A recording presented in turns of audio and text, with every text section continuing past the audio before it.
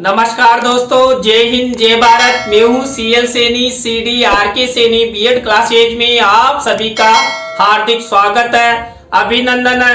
दोस्तों, हमारे इस चैनल के माध्यम से आप सभी के लिए पाठ योजना निर्माण कार्यक्रम चलाया जा रहा है। इस पाठ योजना निर्माण कार्यक्रम के अंतर्गत आप द्वारा हमारे इस हेल्पलाइन नंबर पर पाठ योजना के टॉपिक हमें सेंड किए जाते हैं। उन पाठ योजनाओं के टॉपिक पर आपसे बातचीत करके उन पर लेसन प्लान निर्माण करके हमारे चैनल पर अपलोड किया जाता है। दोस्तों, आज की लाइव क्लास के अंतर्गत हम हिंदी गद्य पाठ योजना क्रमांक 33 के अंतर्गत लेखक शरद जोशी द्वारा रचित तुम कब जाओगे अतिथि, इस टॉपिक पर आपको लेसन प्लान निर्माण करना बताएंगे कि जो तुम कब जाओगे अतिथि ये एनसीईआरटी बुक में कक्षा 9 का टॉपिक है। तो इस पर हम आपको लेसन प्लान निर्माण करना बताने जा रहे हैं। तो दोस्तों, आप सब बने रहें हमारे साथ, हमारे इस चैनल के साथ। और दोस्तों, यहाँ पर आप जितना ध्यान से पूरा वीडियो देखते हैं आपको तुरंत लेसन प्लान निर्माण करना भी आ जाएगा। दोस्तों, यहाँ पर हिंदी गद्य पाठ योजना में हम सबसे पहले क्या करते हैं, सबसे पहले शामपट पूर्ति का निर्माण करते हैं। शामपट पूर्ति के अंतर्गत हम विद्यालय का नाम, कक्षा, दिनांक, विषय, विधा, कालांश का समय और बीच सेंटर में हमारे मुख्य प्रकरण का नाम लिखते हैं। प्रकरण को अंडरलाइन करते हैं और इन्वर्टेड कॉमास में बंद करते हैं। दोस्तों, शामपट पूर्ति के बाद हम क्या करते हैं, शामपट पूर्ति के बाद हम उद्देश्य, विशिष्टीकरण और अपेक्षित व्यवहारगत परिवर्तन का फॉर्मेट बनाते हैं। दोस्तों, यहाँ पर हम हिंदी गद्य पाठ योजना में 6 उद्देश्य लेकर उनके विशिष्टीकरण बनाते हैं, उनके अपेक्षित व्यवहारगत परिवर्तन बनाते हैं। दोस्तों, यहाँ पर हमारा पहला उद्देश्य है ज्ञानात्मक। इस उद्देश्य से रिलेटेड हम क्या करेंगे, ये 1 से 2 विशिष्टीकरण और 2 से 3 अपेक्षित व्यवहारगत परिवर्तन हम अपनी दैनिक पाठ योजना डायरी में बनाएंगे। दोस्तों, इसी तरह आपको अवबोधात्मक उद्देश्य से रिलेटेड ये 1 से 2 विशिष्टीकरण और 2 से 3 अपेक्षित व्यवहारगत परिवर्तन बनाना है। दोस्तों, आपको इसी तरह अभिव्यक्त्यात्मक उद्देश्य से रिलेटेड ये 1 से 2 विशिष्टीकरण और 2 से 3 अपेक्षित व्यवहारगत परिवर्तन बनाना है।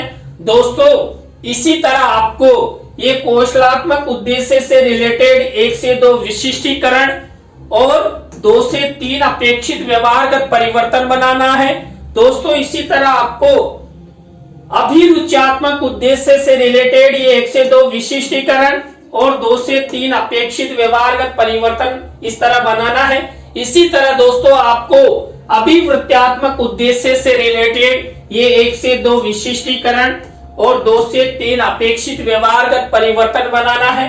दोस्तों, आपको इस तरह ये 6 उद्देश्य, विशिष्टीकरण और अपेक्षित व्यवहारगत परिवर्तन का फॉर्मेट बनाना है। दोस्तों, इस फॉर्मेट के बाद हम कक्षा शिक्षण सहायक सामग्री का फॉर्मेट बनाते हैं। कक्षा शिक्षण सहायक सामग्री के अंतर्गत मैंने आपको कई पाठ योजनाओं में बता दिया है। क्यों? क्योंकि अब तक हम 34 हिंदी गद्य पाठ योजनाओं का निर्माण कर चुके हैं, तो अब आपको समझ में भी आने लग गया होगा। तो दोस्तों, यहाँ पर कक्षा शिक्षण सहायक सामग्री के अंतर्गत हम 2 प्रकार की शिक्षण सहायक सामग्री का निर्माण करते हैं, सामान्य और विशिष्ट। दोस्तों, कक्षा शिक्षण सहायक सामग्री के बाद आपको पूर्व ज्ञान का कॉलम बनाना है।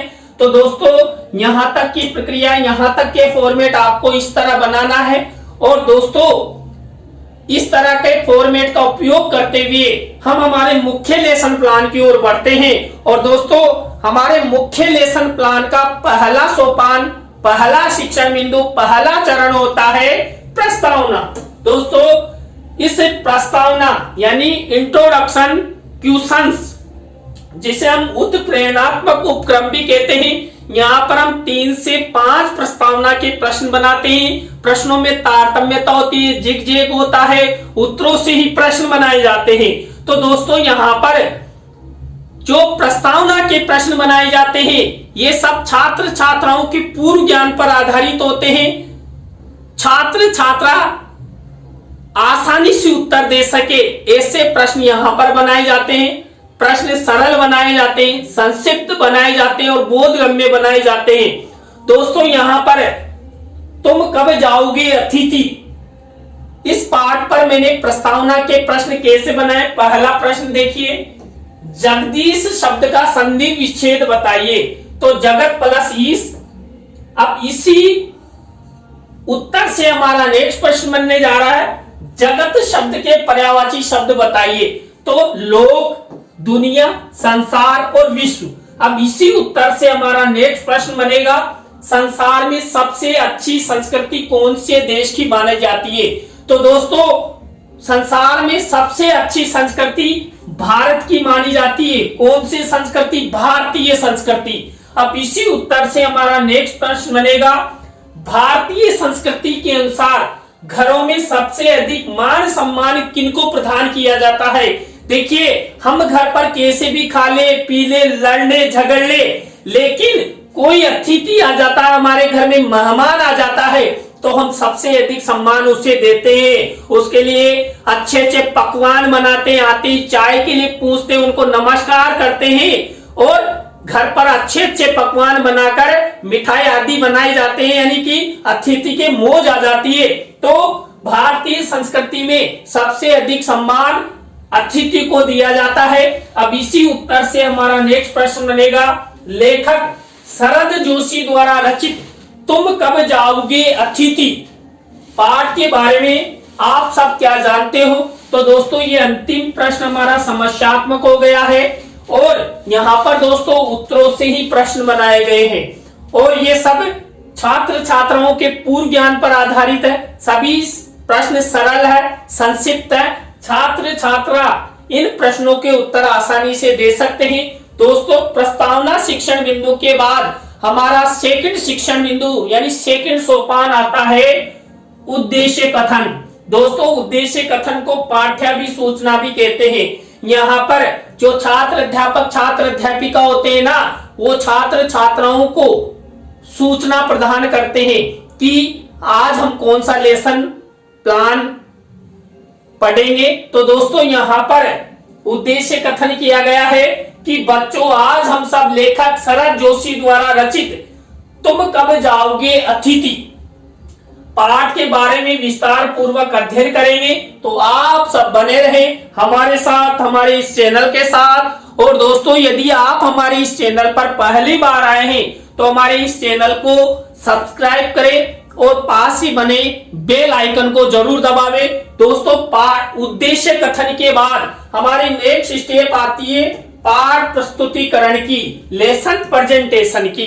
दोस्तों यहाँ पर जो छात्र अध्यापक छात्र अध्यापिका होते हैं, ये सभी छात्र छात्राओं को निर्देश देते हैं, सूचित करते हैं कि हम यहाँ पर तुम कब जाओगे अतिथि इस पाठ को पढ़ने जा रहे हैं। तो आप सब अपनी अपनी जो हिंदी की पाठ्य पुस्तक है उसमें इस पाठ की पृष्ठ संख्या को खोलिए। तो इस तरह ये पाठ प्रस्तुतिकरण और पूरी स्टेप अब पाठ प्रस्तुतिकरण के अंतर्गत चलेगी। तो दोस्तों इस तरह हमने यहाँ पर सबसे पहले प्रस्तावना के प्रश्न बनाए, उद्देश्य कथन किया और पाठ प्रस्तुतिकरण की स्टेप अपनाई। दोस्तों हमारे नेक्स्ट स्टेप है आदर्श वाचन की।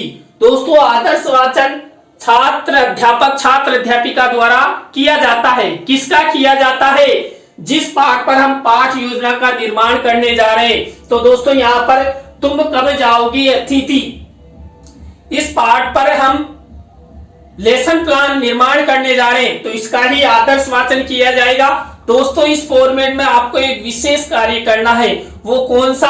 आपको शिक्षण सहायक सामग्री के कॉलम में इस तरह का रंगीन मिनीचर बनाना है और यहाँ तुम कब जाओगे अतिथि पाठ की विषय वस्तु लिखना है। अब यहाँ पर विषय वस्तु नहीं लिखी गई है ना, विषय वस्तु लिखी गई है। यहाँ पर दोस्तों मैंने रंगीन मिनीचर पर विषय वस्तु लिखकर उसको फोल्ड करके यहाँ पर चस्पा कर दिया है।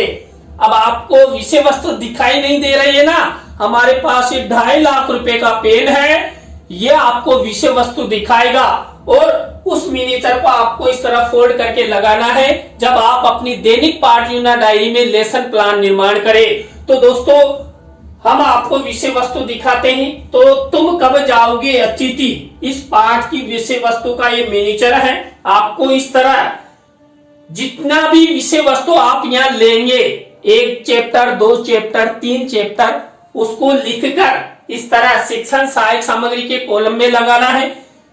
इस आदर्श वाचन शिक्षण बिंदु के बाद हमारा नेक्स्ट शिक्षण बिंदु आता है अनुकरण वाचन। दोस्तों, अनुकरण वाचन किया जाता है छात्र छात्राओं द्वारा। निर्देश कौन देता है? छात्र अध्यापक, छात्र अध्यापिका देते हैं निर्देश कि अभी हमने जो आदर्श वाचन यानी कि जो मैंने पढ़ा है उसी का अनुकरण आप कीजिए, और छात्र अध्यापक, छात्र अध्यापिका अपनी इच्छा के अनुसार कक्ष के किसी भी छात्र को खड़ा करके यहाँ पर अनुकरण वाचन करवाता है। किसका? तुम कब जाओगे अतिथि पाठ की विषय वस्तु का। तो दोस्तों ये देखिए छात्र क्या कर रहे हैं, अनुकरण वाचन कर रहे हैं। तो इस तरह अनुकरण वाचन की स्टेप हो गई। अनुकरण वाचन की स्टेप के बाद हमारी नेक्स्ट स्टेप आती है अशुद्धि संशोधन की। दोस्तों यहाँ पर जो अनुकरण वाचन के समय छात्र छात्राओं द्वारा जो गलतियां की जाती है, यानी अशुद्ध पढ़ा जाता है, अशुद्ध उच्चारण किया जाता है, उसी का जो छात्र अध्यापक, छात्र अध्यापिका होते हैं, ये छात्रों और श्यामपट्ट की सहायता से यहाँ पर शुद्ध उच्चारण करवाता है। दोस्तों आपको यहाँ पर एक विशेष कार्य करना है। वो क्या? श्यामपट्ट कार्य वाले कॉलम में आपको इस तरह ब्लैक शीट का निर्माण करना है और सिल्वर कलर के पेन से इस तरह शुद्ध शब्द और शुद्ध शब्द का फॉर्मेट बनाना है। इस तरह आपको ये अशुद्धि संशोधन का स्टेप अपनाना है। अशुद्धि संशोधन की स्टेप के बाद दोस्तों नेक्स्ट स्टेप आती है काठिन्य निवारण की। दोस्तों यहाँ पर हमने जो तुम कब जाओगे अतिथि इसकी विषय वस्तु लिए, इस विषय वस्तु में से ऐसे शब्द लिए जाते हैं जो कठिन हो और व्याकरणिक दृष्टि से छात्र छात्राओं के लिए लाभदायक हो, छात्र छात्राओं के शब्द भंडार में वृद्धि करते हो, ऐसे शब्द यहाँ पर लिए जाते हैं। और इस तरह श्यामपट्ट कार्य वाले कॉलम में ब्लैक शीट का निर्माण करते हैं। शब्द, अर्थ, विधि, परिविधि और प्रयोग इस तरह का फॉर्मेट बनाते हैं। तो दोस्तों इस तरह आपको एक काठिन्य निवारण करना है जिससे छात्र छात्राओं की शब्द भंडार में वृद्धि हो सके और छात्र छात्रा व्याकरणिक दृष्टि से मजबूत हो सके। इसके बाद हमारी नेक्स्ट स्टेप आती है सारांश कथन। किसका? यहाँ पर तुम कब जाओगे अतिथि, इस पाठ का सारांश कथन किया जाता है। इस फॉर्मेट में आपको एक विशेष कार्य करना है। यहाँ पर शिक्षण सहायक सामग्री के कॉलम में तुम कब जाओगे अतिथि पाठ का सारांश रंगीन मिनीचर पर लिखकर इस तरह फोल्ड कर देना है। फोल्ड करने के बाद ऊपर लिख देना है तुम कब जाओगे अतिथि पाठ का सारांश। अब इसके अंदर दोस्तों पाठ का सारांश बंद है। अब फिर आपको दिखाई नहीं दे रहा है ना, ये 2.5 लाख रुपए का पेन आपको पाठ का सारांश दिखाएगा। तो भाई दिखा जल्दी से, ये तुम कब जाओगे अतिथि पाठ का सारांश है। इस तरह आपको शिक्षण सहायक सामग्री के कॉलम में ये पाठ का सारांश लिखना है। पाठ के सारांश के बाद हमारी नेक्स्ट स्टेप आती है बोध प्रश्नों की। दोस्तों बोध प्रश्न बनाए जाते हैं। हमने जो यह विषय वस्तु ली थी तुम कब जाओगे अतिथि, उसी में से ये बोध प्रश्न उत्तर हमारे द्वारा बनाए जाते हैं। इस तरह आपको ये बोध प्रश्न उत्तर बनाने हैं। बोध प्रश्न उत्तरों के बाद हम मौन वाचन की स्टेप अपनाते हैं। मौन वाचन दोस्तों छात्र छात्राओं द्वारा किया जाता है। निर्देश कौन देता है?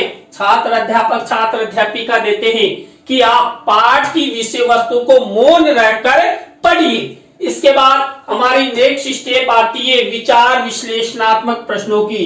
दोस्तों विचार विश्लेषणात्मक प्रश्नों में हम क्यों और कैसे वाले प्रश्न बनाए जाते हैं।